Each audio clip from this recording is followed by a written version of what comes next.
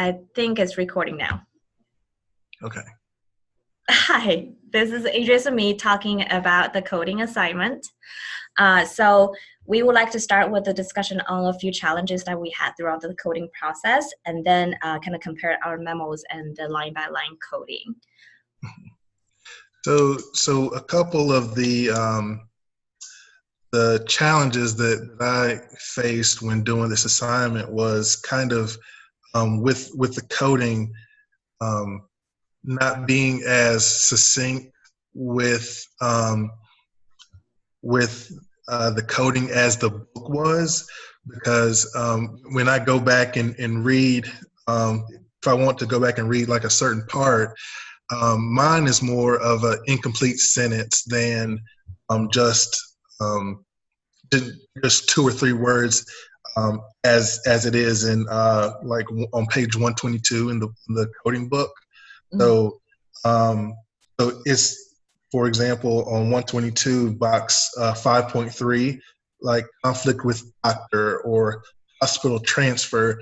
And for me, when I go back and look at my coding, I want to kind of have a reference or context of what of why I made a highlight and why I made a code for that. So mine was more descriptive than it was in the book, and so I just wanted to be sure that I was doing it correctly, or is it supposed to be that succinct, but to me, I want to have context on why I put the code there. I think it's a great point. Like, for me, it's kind of connected to that is I feel like going into this assignment, we didn't do the interview ourselves, obviously. And then although we had some prior understanding of the background of the issue on the desegregation in the sixth grade center, but really we didn't know a lot about what's going on or the person who was doing this.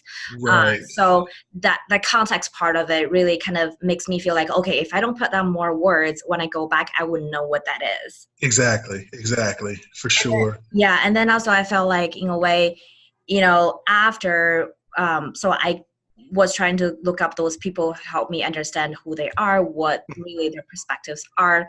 And I felt like, reflecting on that experience, really after I Googled them, I was able to go back and change some of the coding. And after that, it made a little bit more sense to me as in why they think the way. And then some of the words started pieced together, not just like rambling things that they say. Exactly.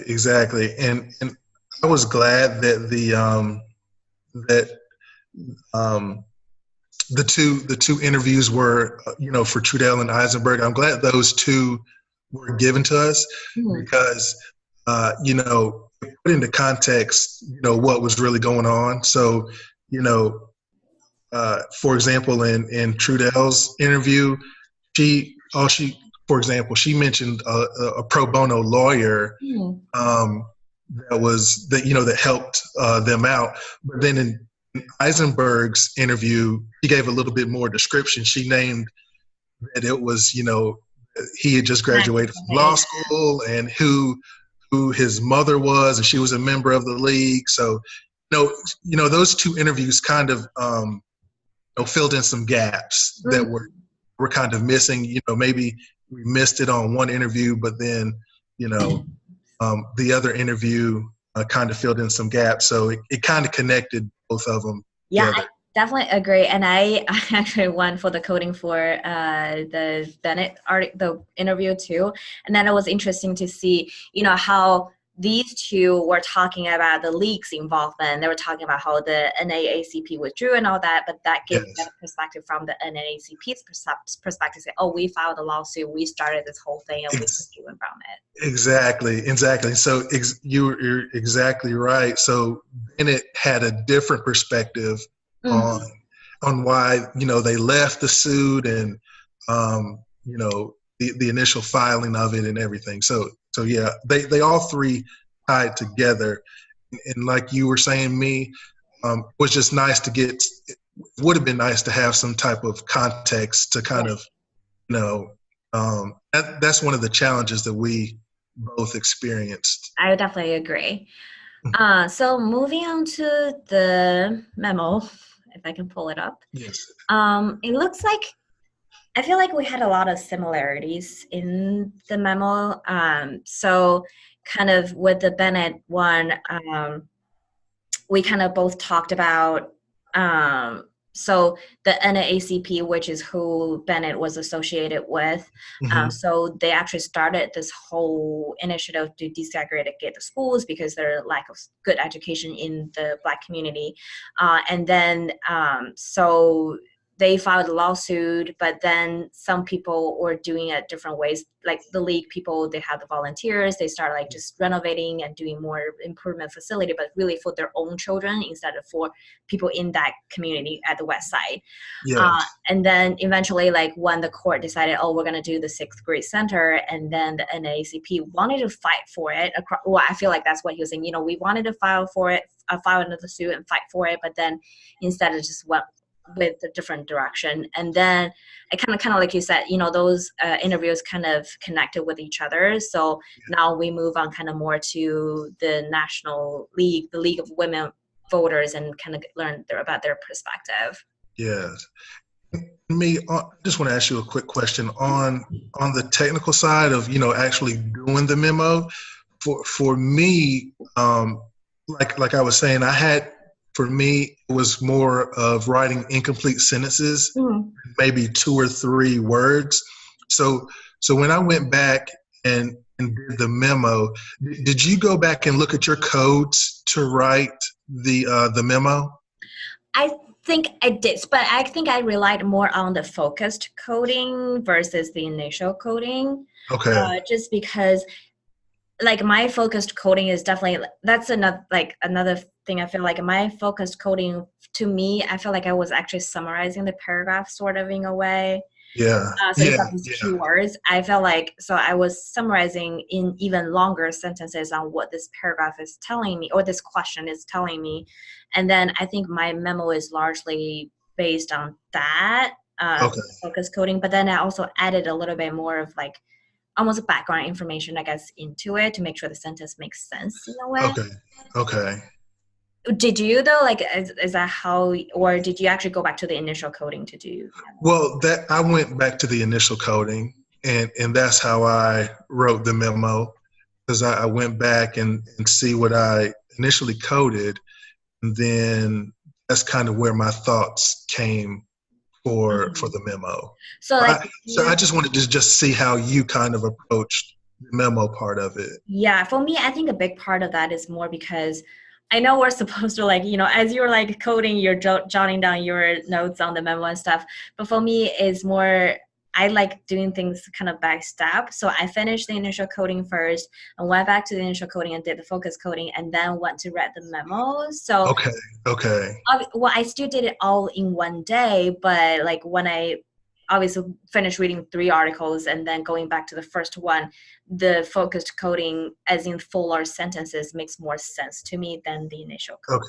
Okay. And maybe that's kind of why, you know, I kind of did the more of the incomplete sentences at the beginning, so they could make sense, you know, later on when I did the memo. Yeah, it definitely helps, because like when now, of course, at once I know the whole story, when I look at my initial coding, it makes more sense. But the first time after I just coded it, I went back, I'm like, I just wrote down one word, lawsuit, like protest, exactly. Like, what is that? Yeah. Exactly. How does this play into, you know, what I'm trying to, you know, remember for the context? Yeah. So, okay. I just wanted to see, you know, how you know, approached the assignment. Yeah. Did you, so, like, comparing it, like, I guess for either the memos or the coding, did you see like any differences that we had? Yes, and that kind of goes back to yours were more in line with the book, and mine was a little longer. So your coding was more 2 and 3 word, and my coding was a little bit longer than yours. And I guess I just needed a reference, when I went back to really look at the interviews. Mm-hmm. I wanted to know kind of what the question was asking, and then I wanted to know how the interviewee responded. Mm-hmm. So, but I think, yours was, sorry, go ahead. no, go ahead. Go ahead. No, I was just saying yours is more in line with um, the book's view of coding. I guess I should go back and Yeah, I kind feel like of it might be just a different approach that we're taking. It sounds like almost like you are not combining, but like working on the initial coding and the focused coding kind of at the same time, almost in a way. hmm Versus I kind of like to do it like different steps. I think obviously whatever works for you, but I feel like it was really interesting because and that kind of goes back to what we talked about the context and the background because I am yeah, doing cycle one interviews for my own action research as well. So obviously like it's different from grounded theory research that you do more of exploratory approach, right? You don't know much about what's going on. You do more like a storytelling through the interview, exactly. versus what we do is we have the literature review done. We know exactly, well, not knowing exactly, but we know really which direction we want it to head towards. So Yes, when I doing trying to transcribe my interviews, like through that process, I already kind of have the themes in my thoughts of yeah. what they're discussing versus, so line by line coding really wasn't necessary for that just because I already know, right? So in my head, I'm already having the focused coding almost in a way. Yeah. Okay. Okay. Yeah. Because I think I needed more context I um, agree. for this assignment than something that you're already familiar with. So I definitely understand where you're coming from there. Yeah. It generally like it looks like our memos are very like at the message of it are very hmm similar. So I'm assuming we both got the gist of what they're trying to say through the story. Exactly. Yes. Yes. So but yeah, it was very. And my approach for the memos was trying to get just a basic idea of what they were trying to say, Hmm. and make it as brief as possible, but still trying to get the main point. Yeah, it looks really good. And then my one, I feel like the Eisenberg one was a little bit easier because I feel like her sentence was more logical in a way. Do you feel Yes, that way? yes, That one was like she was all over the places. I'm like, okay, what's she trying to say now? I would love to meet Harriet. She seems really funny. So, but yeah, Dorothy's was more logical. Hmm. He didn't put much. There wasn't much feeling, or Right. um, she wasn't that vested personally into Hmm. what was going on. But you could tell Harriet definitely had her opinions about things, so it may have um, swayed the reader just a little bit. Hmm. But I'm sorry, but Dorothy's is more kind of factual to me. Hmm. And I So think you had a great point, like you said, like, Herod was like really passionate about this effort, and I kind of think back on it. I think it has something to do with their positions within the league. yes, And so you're very Dorothy right. is kind of more poised, like this. I'm the president. This is what I'm doing. I'm like telling the fact, like more matter of fact. Versus her, like I'm a fighter for this. I'm a proponent for this effort. So that's interesting, though. For sure, exactly. Yes, yes.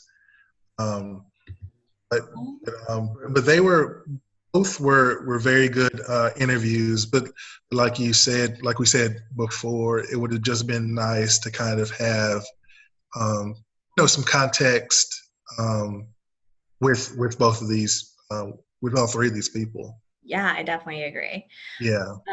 I think this is about. I think we're somewhere between 10 to 15 minutes. I forgot to look at the time. I think we're somewhere around there. Okay.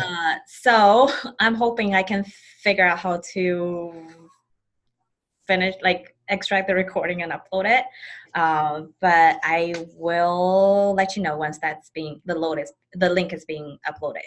And the Okay. link goes to the Parrot forum, right? For just the Yes. QS forum. Okay, I will try to figure that out. Okay. All right. All Sounds right. good. Awesome. And All then, right. well, we'll just keep the communication open. All right. Sounds good. Yeah. Thank you. Have a good week. Oh, happy Valentine's Day. Happy Valentine's Day. Help you do something Bye. special. All I right. did Bye get it bye. last night, so Okay. Nice. Nice. All right. Bye bye. bye.